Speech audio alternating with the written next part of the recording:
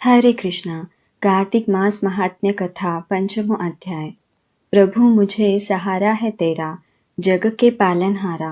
कार्तिक मास महात्म्य की कथा करूँ विस्तारा। राजा पृथु बोले, हे नारद जी, आपने कार्तिक मास में स्नान का फल कहा, अब अन्य मासों में विधि पूर्वक स्नान करने की विधि, नियम और उद्यापन की विधि भी बताइए।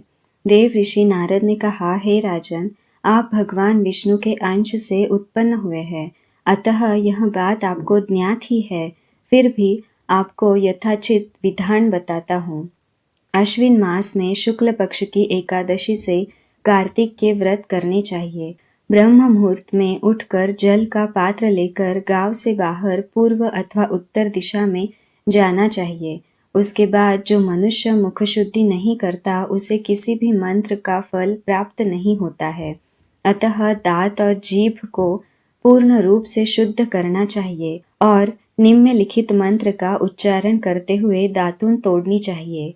हे वनस्पतिये, आप मुझे आयुर, कीर्ति, तेज, प्रज्ञा, पशु, संपत्ति, महाज्ञान, बुद्धि और विद्या प्रदान करे। इस प्रकार उच्चारण करके वृक्ष से 12 अंगुल की दातून ले। दूध वाले वृक्ष से दातून नहीं लेनी चाहिए।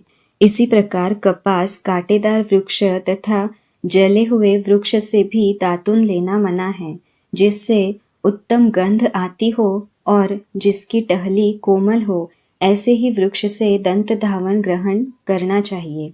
प्रतिपदा, अमावस्या, नवमी, छठी, रविवार को चंद्र तथा सूर्य ग्रहण में दातून नहीं करनी चाहिए। तत्पश्चात भली भांति स्नान करके फूल माला, चंदन और पान आदि पूजा की सामग्री लेकर प्रसन्न चित्त व भक्तिपूर्वक शिवालय में जाकर सभी देवी देवताओं को अर्घ्य, आचमनीय आदि वस्तुओं से पृथक पृथक पूजा करके प्रार्थना एवं प्रणाम करना चाहिए। फिर भक्तों के स्वर में स्वर मिलाकर श्री हरि का कीर्तन करना चाहिए। मंत्र में जो गायन भगवान श्री हरि का कीर्तन करने आए हो, उनका माला, चंदन, तांबूल आदि से पूजन करना चाहिए, क्योंकि देवालयों में भगवान विष्णु को अपनी तपस्या, योग और दान द्वारा प्रसन्न करते थे, परंतु कलयुग में भगवान गुणगान को ही भगवान श्री हरि को प्रसन्न करने का एकमात्र साधन माना गया है।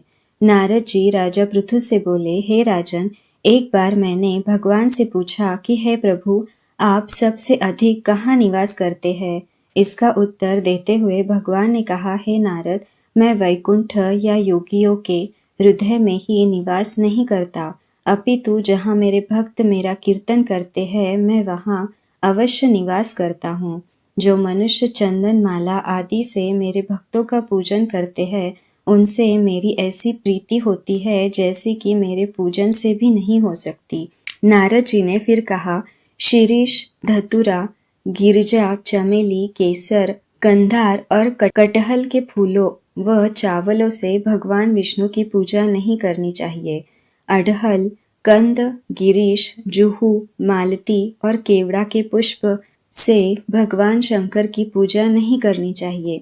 जिन देवताओं की पूजा में जो फूल निर्दिष्ट है, उन्हीं से उनका पूजन करना चाहिए। पूजन समाप्ति के बाद भगवान से क्षमा प्रार्थना करनी चाहिए। हे सुरेश्वर, हे देव, न मैं मंत्र जानता हूँ न क्रिया, मैं भक्ति से भी हीन हूँ। मैंने जो कुछ भी आपकी पूजा की है, उसे पूरा करे। ऐसी प्रार्थना करने के पश्चात साष्टांग प्रणाम करके भगवत कीर्तन करना चाहिए। श्री हरि की कथा सुननी चाहिए और प्रसाद ग्रहण करना चाहिए। जो मनुष्य उपरोक्त विधि के अनुसार कार्तिक व्रत का अनुष्ठान करते हैं, वह जगत के सभी सुखों को भोगते हुए अंत में मुक्ति को प्राप्त होते हैं।